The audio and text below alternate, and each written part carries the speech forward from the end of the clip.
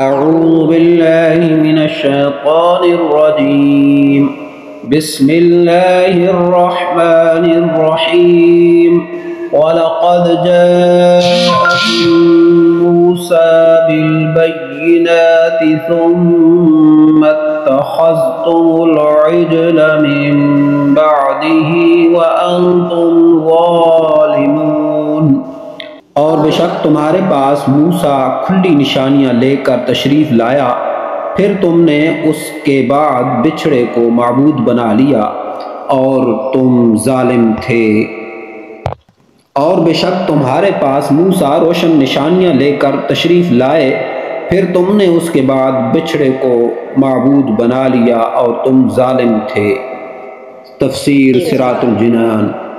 اتخذتم العجل، بچھڑے کو معبود بنا لیا۔ اس آیت کا خلاصہ یہ ہے، حضرت موسیٰ علیہ السلام بنی اسرائیل کے پاس روشن معجزات لے کر تشریف لائے، اور جب حضرت موسیٰ علیہ السلام کوہ طور پر تشریف لے گئے تو آپ علیہ السلام کے بعد بنی اسرائیل نے سامری کے بہکانے سے گائے کو معبود بنا لیا اور گائے کی پوجا کر کے انہوں نے کفر کیا۔ جب حضرت موسیٰ علیہ السلام کی روشن نشانیاں دیکھ کر بنی اسرائیل بچھڑے کی پوجا میں مبتلا ہو گئے تو ان یہودیوں کا سید المرسلین صلی اللہ تعالی علیہ وآلہ وسلم کے ساتھ کفر کرنا ان کے لیے کون سی بڑی بات ہے۔ جلالین معجم البقرہ۔ آیت سے معلوم ہوا کہ گائے کی عبادت قدیم عرصے سے چلتی آ رہی ہے۔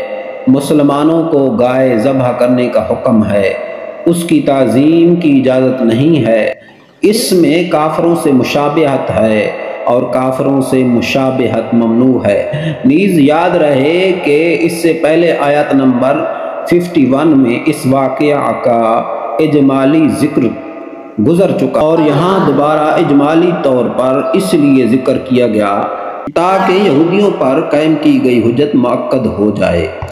کی آیت 85 تا 98 میں یہ واقعہ تفصیل سے مذکور ہے۔ صدق اللہ العظیم۔